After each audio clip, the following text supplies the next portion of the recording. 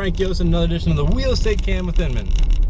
You can catch me on Twitter at FranklyRealty or my blog, blog.franklyrealty.com. Today I'm going to talk about online marketing of your listings versus newspaper ads. So I've seen a lot of people say, oh, well, I no longer use newspaper ads because they're outdated. I do all my marketing efforts online. Well, that's great and all high tech of you, but there are still people that are using the newspaper. Now, obviously, it depends on every region. You might have an area where the newspaper is rarely ever read, but in the Washington, D.C. area, for example, the Washington Post is still pretty widely read. So what I've encouraged agents to do, instead of just completely wiping out these ads that might be $100, I found a way to actually put an $11 ad in the Washington Post, and then for an extra, $11 ad including a banner.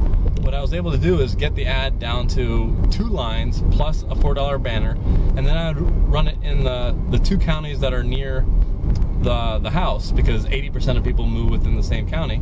So rather than just completely eliminating paper ads, I just threw up a quick little $11 ad, and it works. I actually picked up a $3.5 million client from an $11 ad, and that's a true story. Now it took a year, and it wasn't the easiest deal, but yeah, that's how it started. Sometimes even having less information on a newspaper ad will actually produce more calls, because they're curious about, oh, well, how large is the acreage? How, if you put all the information on there, might be like, oh yeah, that's not for me, and they move on. So don't completely discount a short ad. And so then now I want to talk about Craigslist ads, putting your ads on Craigslist. Sometimes I've seen people use these nice PDFs or built-in graphics that are just this long 8x10 ad. The problem with that is they're not thinking like a search engine. We talked about search engine optimization last week.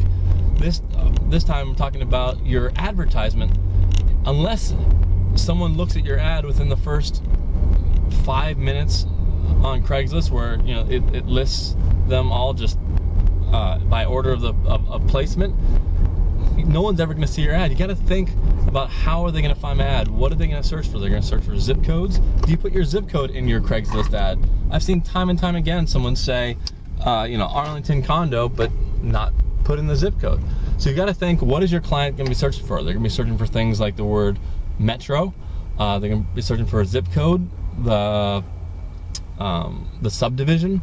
So 2 things. One, make sure that you've got all the keywords, whether in paragraph form or right at the end after you sign your name. Just put extra keywords and just rattle off a whole bunch. Now, don't go crazy and putting the entire zip code, the entire phone book zip code, so you have 1,000 zip codes in there. But go ahead and put things that are relevant. Put things like the subdivision. Heck, put the subdivision that's right next to you, or say right next to Lion Park. I don't see anything wrong with that. If someone's looking for Lion Park, they might have a decent interest in your place, and you've maybe doubled the amount of people that are going to be looking at your ad. Again, you don't want to be spammy and put every single county in Virginia, just in case someone who's looking over here might want a place an hour away. I mean, that's called spam. You'll be flagged, and it's just not a good thing to do. But also keep in mind your subject line. People don't think in terms of the client will be looking at just a sea of garbage, and you've got to stand out, make sure that the words are important. Some people, by the way, will only search by the title, so you want to also try to get some important stuff in the title. So put the number of bedrooms, and what I like to do is actually put number of pics. So I put like 19 pics or 22 pics, and then in the ad I'll link to a Picasa photo album or something. And even if I link to a bunch of photos, and even if I embed a bunch of photos, I still upload at least 1 photo. Why? Because when you upload 1 photo, you get a little graphic that says, a little image that says photos. So even if you have 30 photos that you've embedded some fancy way, Craigslist won't see that. So make sure you upload at least 1 image through the Craigslist system, so you get the little icon, because people that are scanning are going to be much more likely to see your ad if they have photos in it. Put in the subject line the number of pics. Put, if there's an open house, don't abbreviate things like open house, because people will be searching for the phrase open house. Also, don't abbreviate Saturday, Sunday. Put the entire word open house Saturday, open house Sunday. be thinking in terms of how people are going to be searching to find you. And then ultimately, when you do have these open houses, make sure you ask people, how did you find me? Did you see me in the newspaper, see me on Craigslist? And if they saw you on Craigslist, go ahead and take another step forward, further, and say, what did you search for? Did you search for just a zip code? Gives you a better idea for how people are looking, so that next time you can maximize, again, the ad. And another thing I've found with Craigslist is those pretty ads, postlets and stuff, I don't know, a lot of people like them, but I've actually found that sometimes having a more simple ad that's just photo based and a little bit of text sometimes does better, because it seems like the audience looking in Craigslist is more the bargain hunters. So by having this pretty polished ad, sometimes it doesn't attract as many calls as a short little, snippet, but with the right keywords. So what do you guys think about, do you think in terms of search engine and optimization for your online listings? And have you ever done a short, small $11 ad in places like the Washington Post? Another tip with the Washington Post, don't go by their default, because they'll try and space it out and be all big and stuff.